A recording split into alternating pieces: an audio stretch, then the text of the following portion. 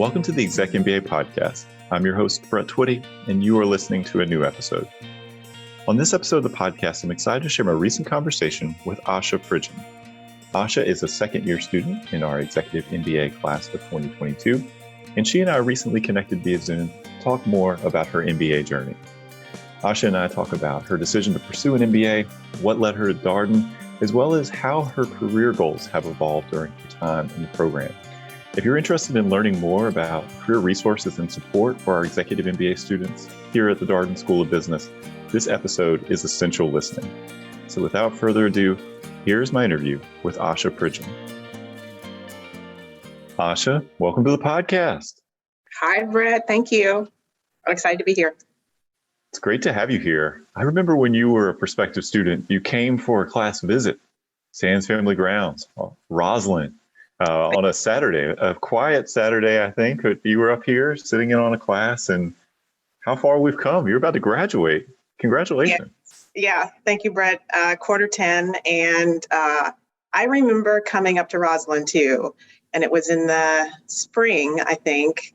And I remember driving up thinking, this is what it's going to be like, because obviously I live in North Carolina, and so I had to commute, but just kind of thinking about this is what it's going to be like traveling up, and then got to the class. And I remember Shane was teaching the teddy bear case, which we also learned. And I was like, I'm coming. This is where I want to be. And the students were so nice. I think I had like a study buddy or like I can't remember what they were called, but I had a little buddy for the day, and she was awesome. So yeah, quarter 10 and full circle. I started a conversation with you, and I'm ending a conversation with you. So it feels good. You're right. This story does have some parallel structure. So for our English majors out there, I'd appreciate that. So yeah, and gosh, it feels like forever ago. The world has changed so much since your class visit. So much has happened. We're hopeful that we can resume class visits as we go forward. Here. We've got virtual mock classes for anybody who wants to kind of get a feel for the case method. That's about what we can do right now, but we're hopeful that we can resume those in-person visits because, to your point, being able to engage with the current students, to see the program in action, to get a feel for what a weekend residency is like. You do have a host. We normally would pair folks with a student who was a guide of sorts, or at least just there to help introduce you to folks. One of the things that I think is true is the students really know each other. So as an outsider, you'd be like, wow, these people seem like best friends. How do I work my way in here? So having a host can be helpful. So fingers crossed that we're able to get back to that place. Aisha. So, well, you've already told a little bit more about your stories. People have started to learn. You're in North Carolina. Of course, my home state. Our longtime listeners will know I'm an enthusiastic North Carolinian. So tell us a little bit more about you and your background. Yeah, so we have a connection with UNC Chapel Hill and North Carolina. So I actually have my JD, like you, from UNC Chapel Hill. And I work here, and I serve as the Director of Student Conduct. So I oversee the university's disciplinary process. And I've been here for almost 8 years. 8 years would be in July. But my story before coming to UNC Chapel Hill to work starts practicing law, right? So I got out of law school, knew I wanted to do family law, moved to the coast. So I don't know if you know about New Bern, North Carolina. Lived out there for about 4 years and learned a lot. Had some really great mentors in the office, outside of the office, and really just jumped in and got a sense for what it meant to practice law. Because obviously in law school, you don't actually learn the practice of law school, right? But you definitely get the skills. And then I came back to Raleigh. So meaning back, I was living in the Raleigh area with my family, then moved out to New Bern, then came back and worked at a couple of firms in Raleigh and put my toe into personal injury and did some other things and then went back to family law. And then there was this moment where he's my boss and he's my mentor. He reached out to me for this opportunity to come back to UNC Chapel Hill and really helped me understand how I could use my skill set and then in a higher educational environment. And I've been here ever since, right? And so helping students, working through like crisis and just trying to help them develop leadership development skills has really been like the exciting part of this process that I've really, really enjoyed. And all the things that I learned in law school that I actually maybe didn't actually apply and practice has really been helpful in the work that I do as well. So that's me as professionally, but happy to talk about like who I am personally if you're interested in that as well.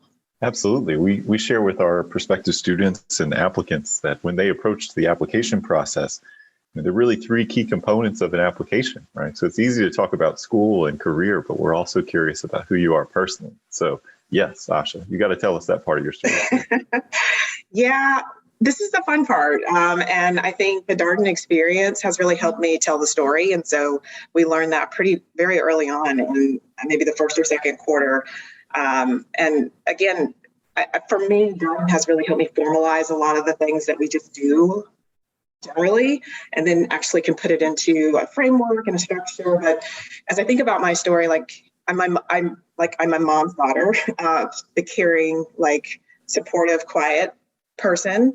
But I'm also my dad, who my dad was in the Navy for 21 years and then retired as a commander.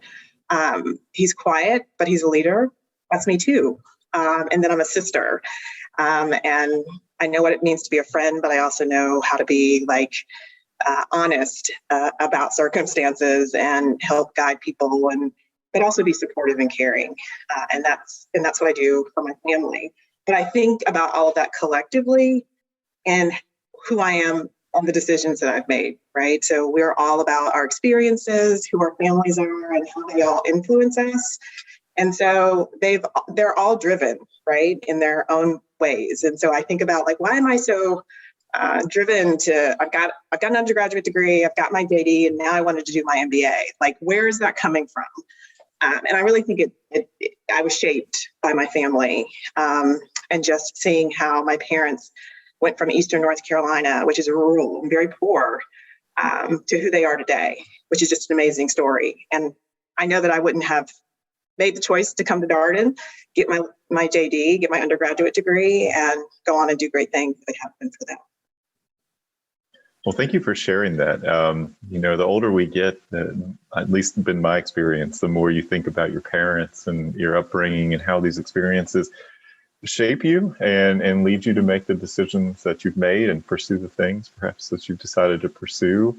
Our listeners may be intrigued by your story because they heard, well, I'm a lawyer. I've been working in higher education. And that may be a little bit of a different background than what many people might expect in an MBA program. However, and I want to channel one of our class of 2023 members who said, I came to Darden and assumed I would be just the non-traditional person. Everybody else would be from a more traditional background. And then only to discover that, gosh, there are a lot of people that would be in the quote unquote non-traditional category here. And what we always share from the admission standpoint is like, that binary of traditional, non-traditional broke down, I think, for MBA programs quite a while ago, and that there's so many different kinds of people, not only who are looking at an MBA, but who can really thrive in an MBA program. So, Aisha, talk us through your decision to pursue an MBA. How did you decide that this path was one you wanted to pursue? Yeah, no, you set that up really well, Brett, because I think initially I had a really close friend who did the full-time program. And I always felt that they were a dynamic thinker. And then I would be around the circle of friends that they had, and I was always like, they know a little about a lot. And that just fascinated me. And I'm intellectually curious. And so I listen a lot, and I like to listen to people that have like interesting things to say. So I was around that person a lot, saw their experience, saw their trajectory after they finished their program. But I also noticed from the full-time program, you have more of the, at least from my perspective, more of the binary piece. And so it took me some time to really come around and say I was going to get my executive MBA or decide to get my MBA, right? Because I could have done the full-time, I could have done the executive piece. And so I did a lot of research and had to decide, like, what are the trade-offs? If I do the full-time program, what does that mean? If I do the executive program, what does that mean? And for me, there was no question. I would get the dynamic piece in the executive program. I could continue to work full-time. But most importantly, what you mentioned is everyone's non-traditional. I mean, that's not even a thing, right? Because we all have different paths. And so it's been really exciting to be in a class full of like medical professionals. And I'm really passionate about the healthcare and to learn from them and be immersed in different courses with them. It's been really great to be around a lot of service members and learning from them. And then we just have a variety. I mean, we have parents, we have, families, and of course, we got to meet a lot of them by way of Zoom, so that's been really fun. But yeah, I mean, that in part was what said to me, I'm going to do my executive MBA. As far as Darden, I mean, I could go on for days and talk about why I chose Darden, but I'll give you like the short story. So I alluded to it earlier. I did the visit. I immersed myself, or I had the opportunity to immerse myself in what it would be like, at least for a half day. But I also knew Darden has a rigorous academic course and faculty. And that was really, really important to me. I wanted to be pushed. I really wanted to fill the gaps that I had with my quantitative skills. I'm a liberal arts undergraduate major, and you don't really learn that stuff in law school. And so I didn't know what I was going to do after I got my MBA, but I just knew this is a gap. And I want to fill it. And then I also wanted to be in an environment where the general management piece was really big in the program. Because again, I really wasn't sure exactly where I would land. I knew what I was pretty good at, and so I could enhance those skills. And then I knew I wanted more of the global opportunities. So global meaning, if I wanted to stay in the States, I could after Darden. If I wanted to venture away, I knew that would be an opportunity too, just from the research that I had done about Darden. So all of those together, like being in a dynamic classroom around dynamic peers with all sorts of different backgrounds, and also the academic learning environment, were all things that, I hate to say check the box for me, but it did. It checked the box. Those were specific things that I was looking for. And so there was just no question once I made the decision, Darden was the right place. Well, there's so much goodness in what you shared. First of all, I appreciate you using the language trade-offs when considering full-time and exec. We oftentimes will have candidates who may be thinking about a full-time or more residential program, thinking about perhaps a part-time format, maybe one that has flexibility, a more extended timeline in terms of completion. For example, our part-time format here at Darden, and also the executive MBA format. And we don't say pro and con. There are no cons. At the end of the day, we want you to choose the format that's right for you. And there are trade-offs, though, that you should consider. You can't do all of the same things in all of these formats. You have to figure out, from your view, what are your priorities? What do you want to make sure you get out of the experience? What's most important for you? And it's been fun helping students make these decisions, and certainly across both full-time and our executive MBA, and now having a part-time MBA, and helping people think about these different paths to a Darden MBA. Everybody earns the same credential at the end of this. And the thing that I also really loved that you shared, Aisha, was just around kind of the general management piece and the fact that you are going to get this broad foundation. I think in this world where I think people are really pushed to specialize and concentrate, and if you look at a lot of different business schools, you may see a real emphasis around specialization. Darden is a general management program, and very proudly so, and really celebrates the importance of breadth, particularly for executive MBA students, that people come as specialists. Oftentimes they have deep experience in a particular area of a business or in a particular type of work. And the goal that they have is to grow as leaders, which is much more of a generalist orientation, being able to work and have a perspective across many dimensions of a business, of an operation. And that is very powerful for people to get in that foundational core curriculum. And of course, you have opportunities to explore further through the electives. But I appreciated your point around general management because it doesn't sound so sexy when you describe it like general management. Okay. But what it means for people developmentally is something very powerful. And I think that's why Darden graduates are able to move in a lot of different directions after graduation. Yeah, no, I would totally agree with that. And I would say, if I could critique myself, I felt like I had some basic general management skills just based in practice and the things that I've done. But for me, I really wanted to, as I said earlier, like formalize that. And what am I missing? Like how are there things that I can enhance the skills that I already have? And there's so many, I mean, I could spend time talking about all the courses that I've really enjoyed. I will highlight, if I may, one. So I took a CEO leadership course because this also leads to the opportunity of, we're in Roslyn as executive MBAs, but there have been some opportunities to be on grounds in Charlottesville.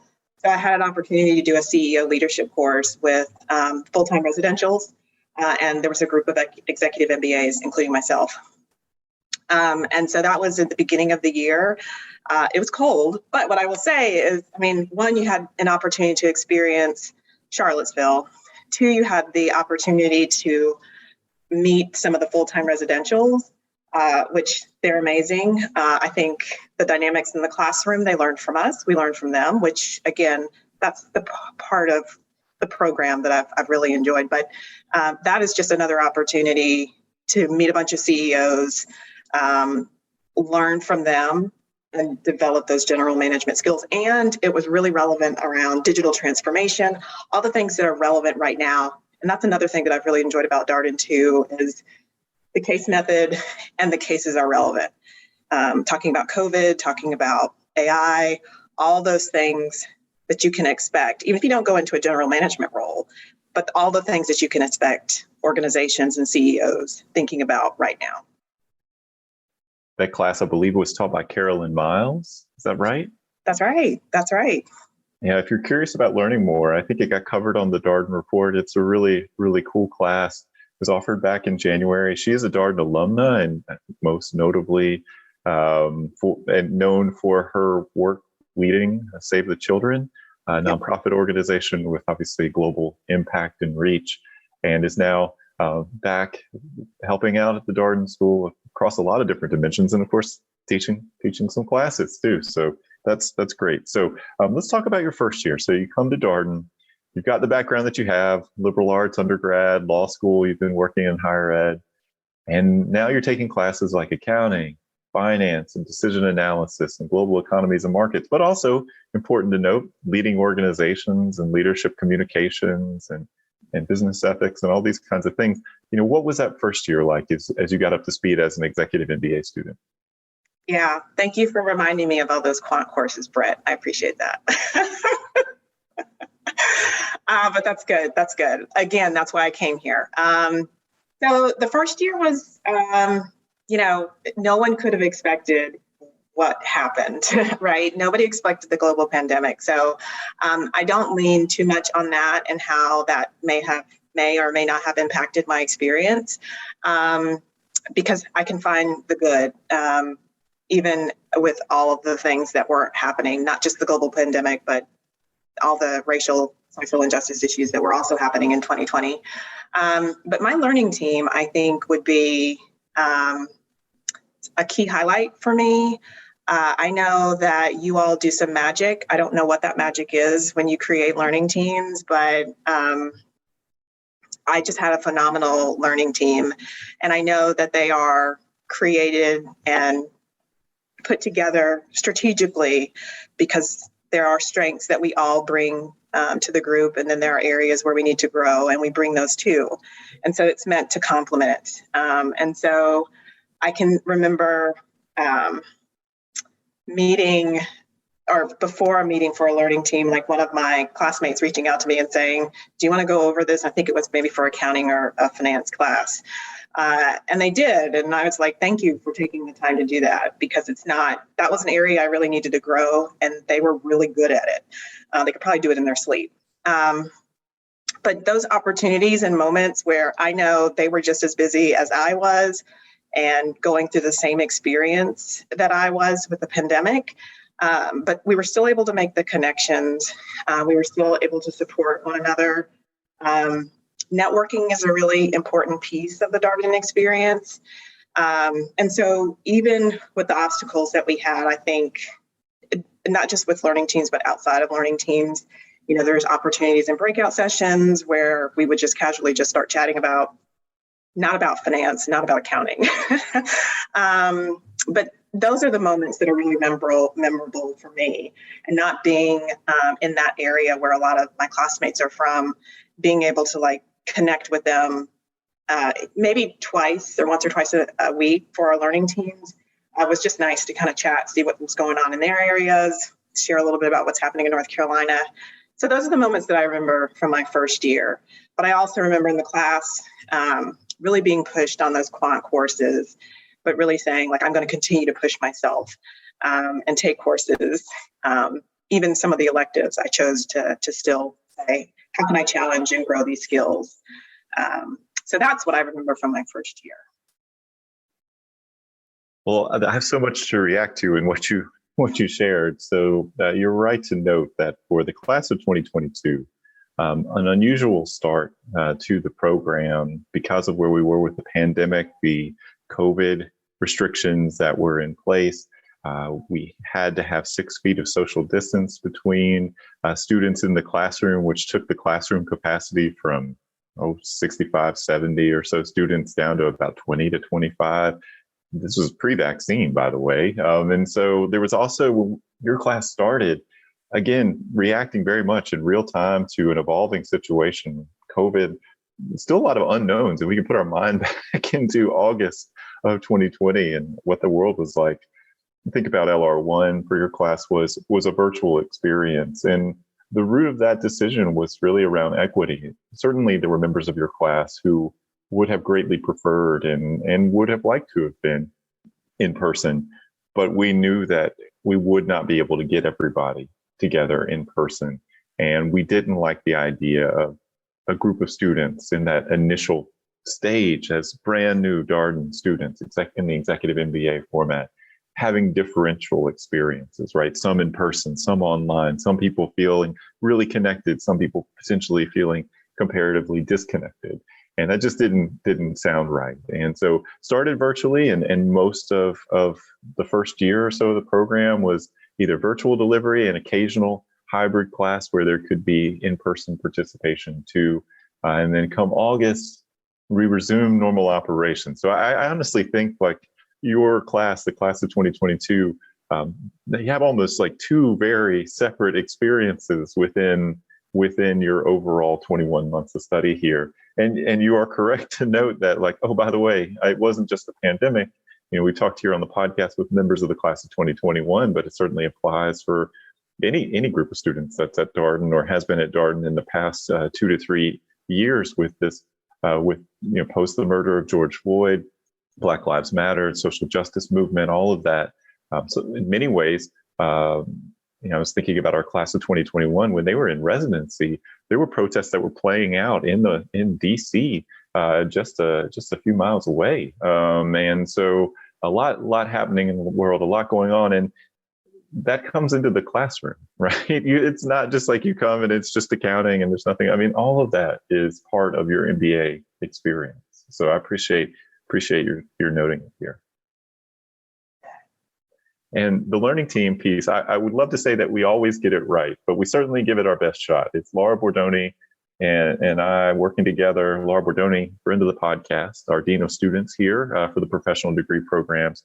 She and I sit down in the summer and start thinking about building these small groups of students, about 5 to 6 folks working together, different backgrounds, academically, professionally. We also think about race and ethnicity and gender. We try to make the groups have as much difference as possible. But we're also thinking about things like geographic location. So we tried to, we have about 2/3 of the students or so in our program that are within about an hour or so of Roslyn, but another third would be like Aisha here, where they're not in the DC area, maybe further away. And so we do try to make sure that a team, if we have a few travelers, it's not just one traveler. It might be a couple of travelers or more. So people who are having to come from a further distance away. The learning team, working with a group, Asha, it feels to me like that's particularly important for our executive MBA students who have just so much going on in addition to the program.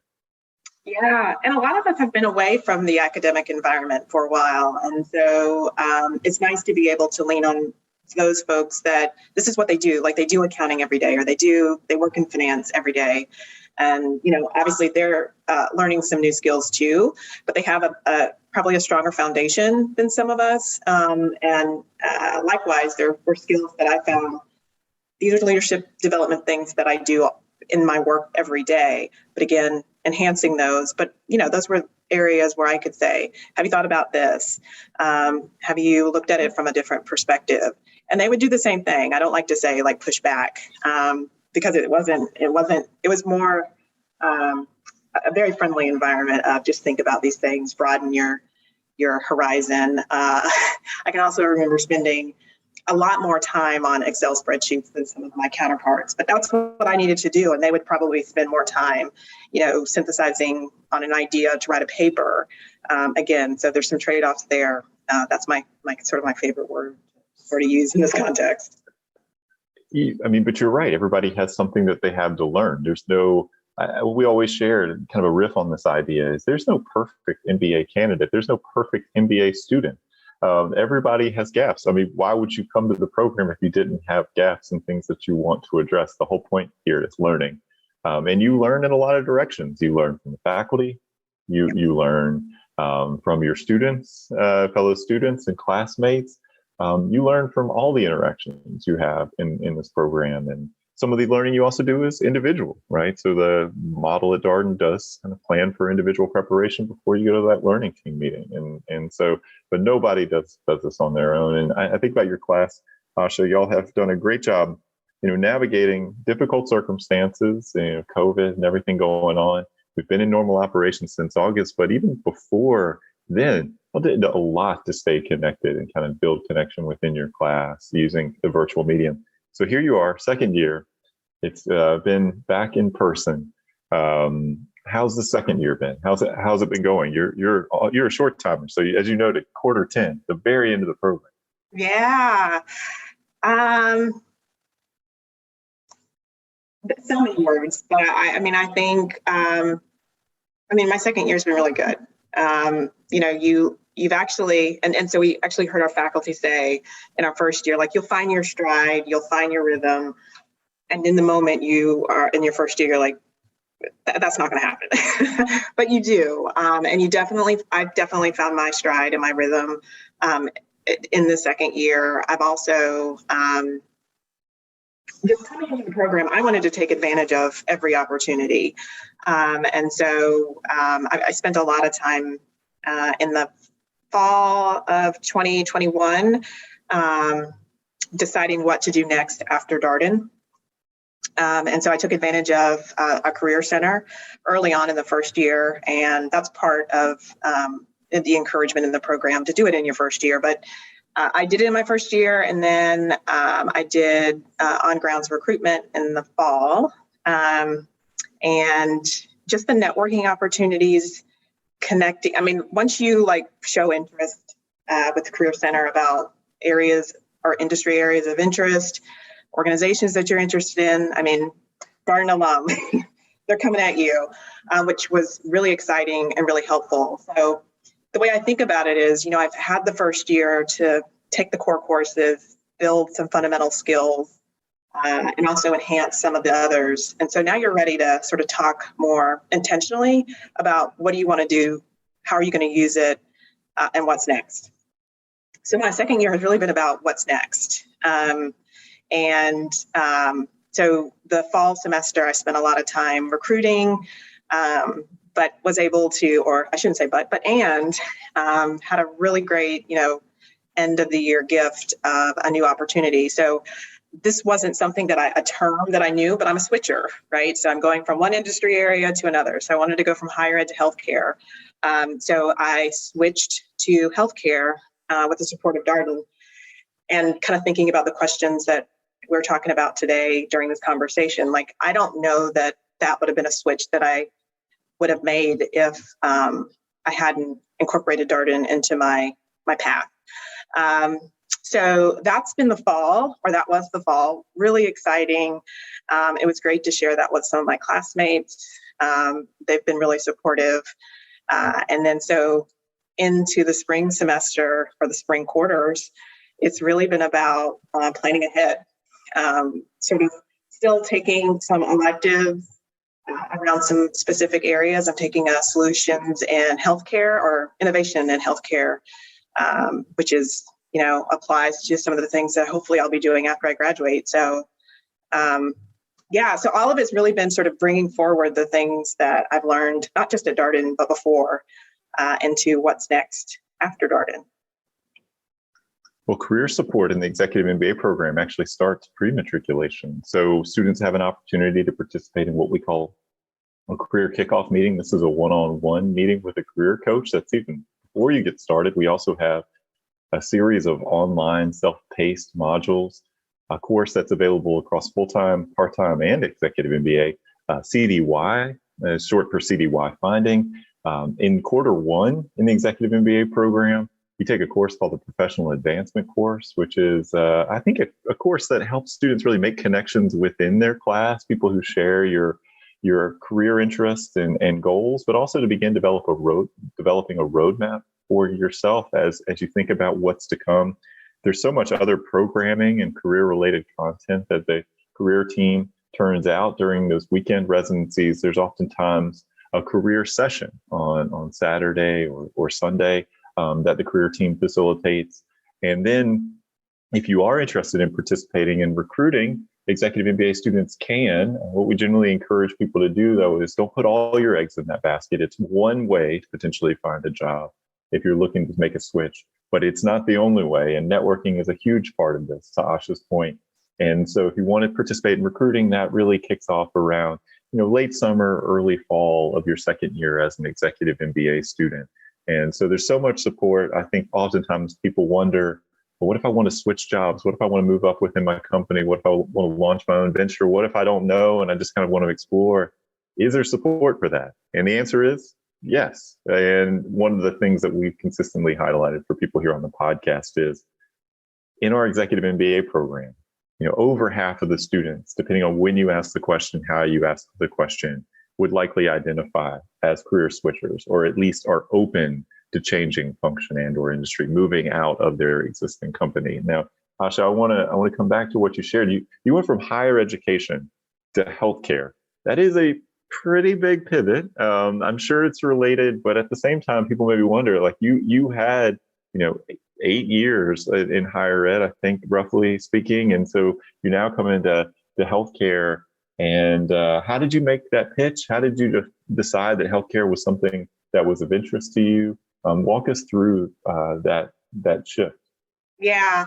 So I think that goes back to one of the questions that you asked, Brett, earlier, like, who are you? And I think about what is meaningful to me. And so even if I reflect back on being a lawyer, being in higher ed, what was meaningful to me was helping others solve difficult solutions or working through really difficult circumstances, and sort of figuring out, how do I get there and how can I be supportive in helping folks get there?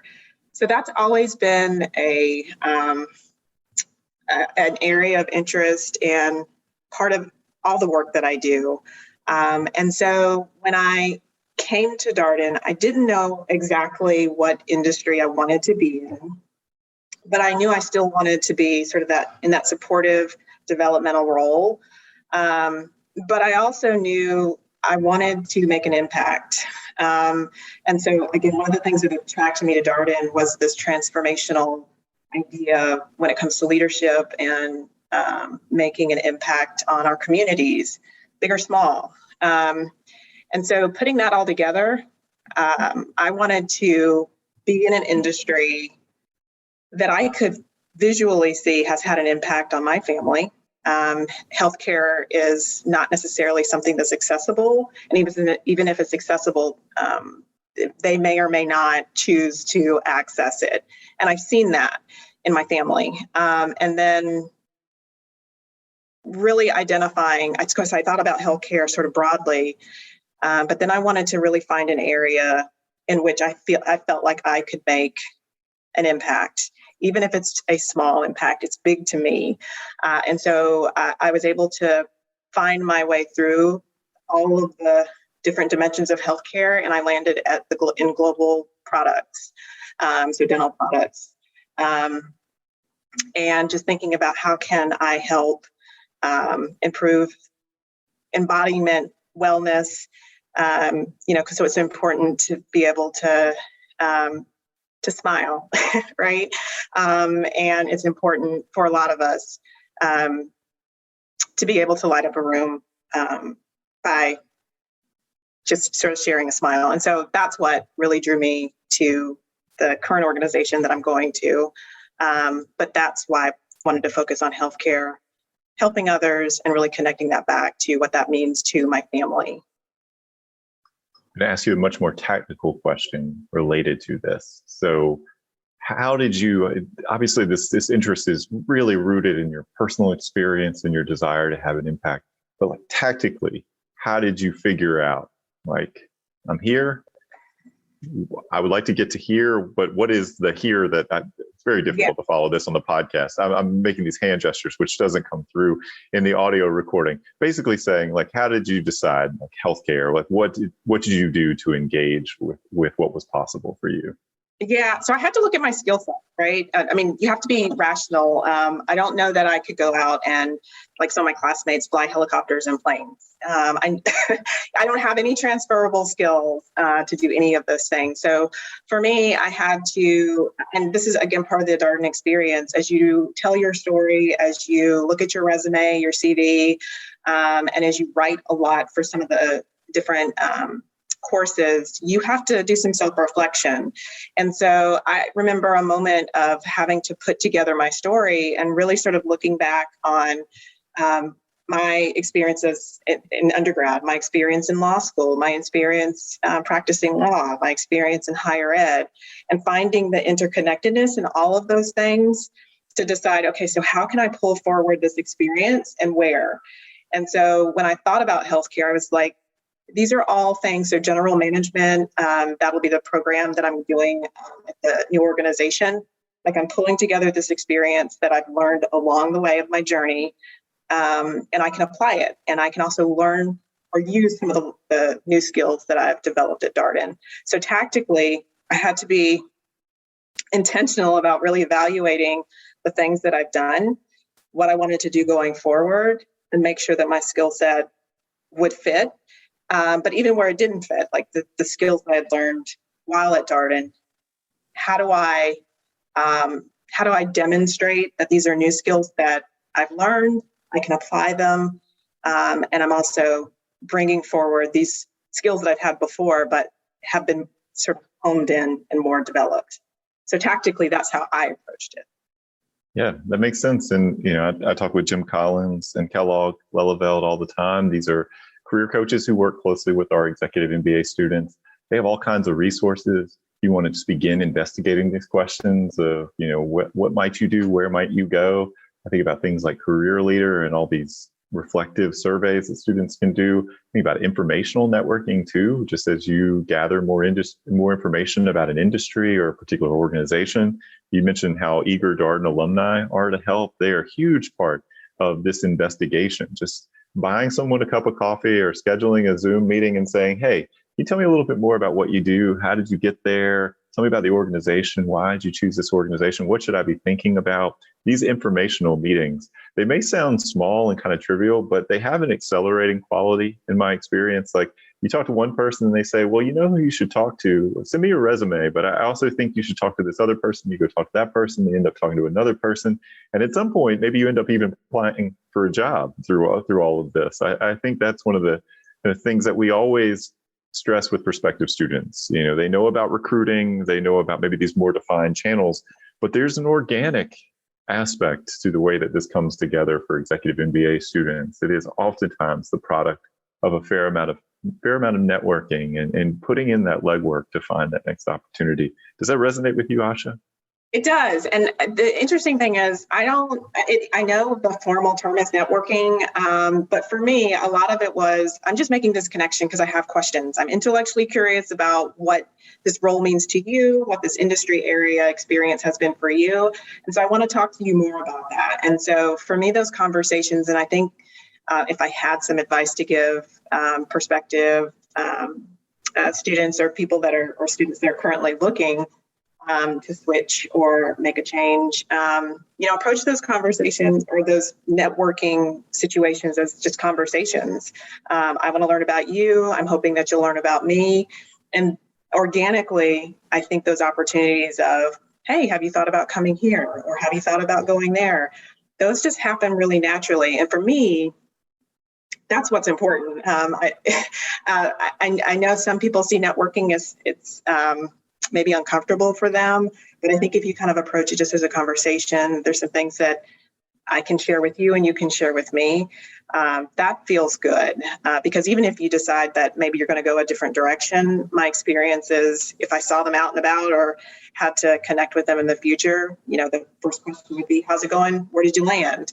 And I'm hoping to do the same after graduation as well. You're right that word networking, I think for people can sound really transactional, like you're just trying to collect people's business cards and have a conversation to get to the next conversation. But the better way to think about it is exactly how you described it, right? You're just curious. You just want to learn more. You want to have a conversation with them.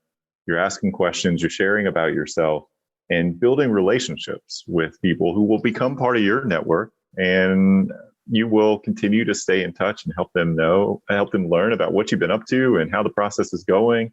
Like this is all part of, what the brilliance of the Darden Alumni Network is. Not only are people eager to have this, they've all been the person on the other end of this conversation at some point, and they want to help out.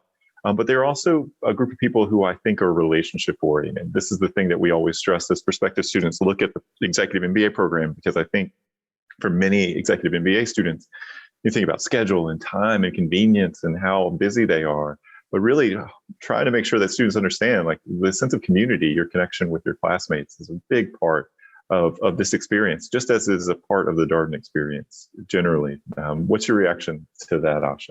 I agree 100%. Right. So we talked about this a little bit earlier about why I chose Darden, and it was that community feeling, because I didn't know for sure what it would be like, but it definitely felt community oriented. And building relationships, I think, is important to me. That's one of the things I enjoy doing in my work, but I also enjoy doing that outside of work. And so I think oftentimes we'll say, I don't think that if you call an alum, Darden alum, that they wouldn't take the call. They absolutely would. And I think that speaks to sort of the character of the students that Darden's Executive MBA program attracts, that are these people that want to continue that extension even after graduation to current students, and demonstrate and model the way of what it means to build those relationships, to provide support, because that's in part what we're learning through this experience. And it's not just an expectation, because I think that's just naturally, organically what we would do. Well, Aisha, you are here in quarter 10. The class of 2022 has a weekend residency this weekend. We're recording this here in the very tail end of March. And so you're in an elective quarter, which currently for the Executive MBA program means that there are electives that are offered on Thursday, Friday, Saturday, and Sunday. And you, depending on what might work with your schedule, obviously you're choosing your classes. That's the idea of electives. And then after quarter 10, you've got LR2 on the horizon, the very last academic activity in the program. In this program, you begin and end with a week-long residency in Charlottesville. So a little bit more time in Charlottesville for you. What are you looking forward to as you close things out here and advance towards graduation?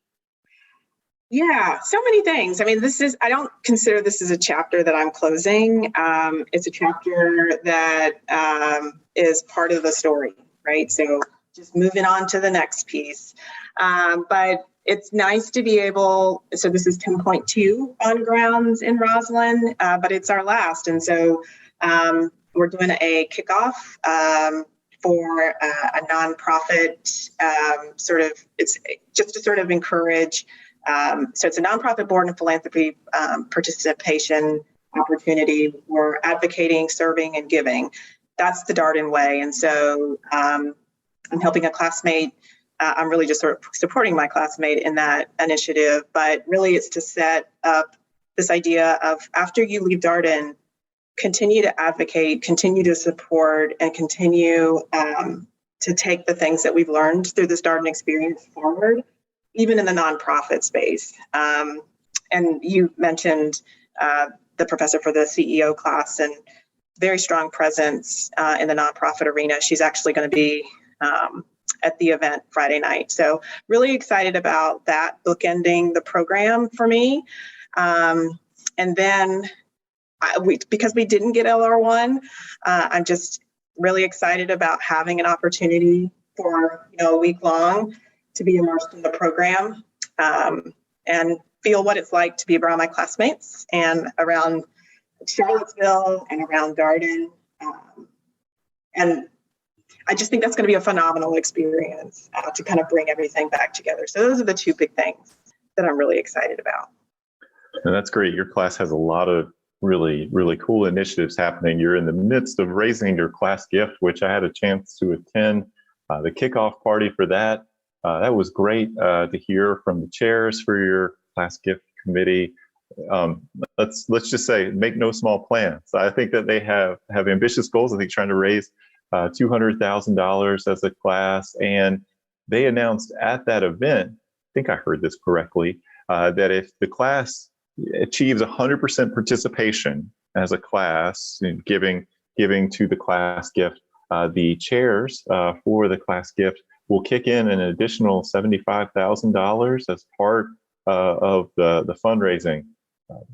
I've been to different events through my years in higher education. I don't recall a class gift announcement quite like that. That was really cool and not surprising given your incredible classmates and the folks that are heading that up. And so I was thrilled to hear that. And obviously I am also looking forward to LR2 with your class. It is always a special time. I try to explain it to people on our overview webinars that it's both an exciting time and there's also like a tinge of sadness. Like the thing is coming to an end in a certain way. It's not the end, as you noted correctly, that things will continue to develop from here, but it is the end of a certain experience. And so there's bittersweet, I would say, but there is so much planned. I think if I was looking at the schedule correctly, there's a couple of class-wide dinners, including one at the King Family Vineyards. It's a beautiful location right outside of Charlottesville on that Friday of LR2. There's all kinds of things that students get into on their own, independent of our own planning during those week-long residencies in Charlottesville. So I'm excited for y'all, but I'm also looking forward to having the time to hang out with your class, Aisha. So a lot to look forward to for all of us. So one last question here. Thank you for sharing your experience and congratulations on your new role. The last question is the same one we ask of all of our guests here. Do you have a word of advice, something you would share with our listeners as they think about their own MBA journeys? Yeah, I mentioned earlier, I didn't wake up overnight. I didn't say it in quite these words, but I didn't wake up overnight, making that decision.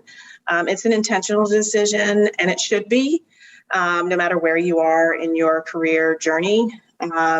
And so I think if you're able to take the time and sort of assess where you are right now and where you want to be in the future, and you see an MBA as part of that journey, and whether you're a switcher, climber, like you said, or an explorer, I think that Darden or the MBA experience at Darden will help you figure out where you land in one of those arenas. But I would definitely say to prospective students, it's an amazing opportunity. There's so much that you already know, but there's so much more that you can learn. Well, Aisha, congratulations on everything. Thank you for coming on the podcast. And, it's always great to talk with someone who's in North Carolina. I'll just say that. So look forward to seeing you this weekend. We'll always have that connection, Brett. And yes, I will see you this weekend. Thank you for having me. And that was my interview with Aisha Pridgen, a second-year student in our Executive MBA class of 2022. As always, if you have any comments, suggestions, requests, anything you'd like for us to cover here on the podcast, we're all ears. We can be reached at exec, that's EXEC, MBA at darden.virginia.edu. Until next time, stay safe, be well, and thanks for listening.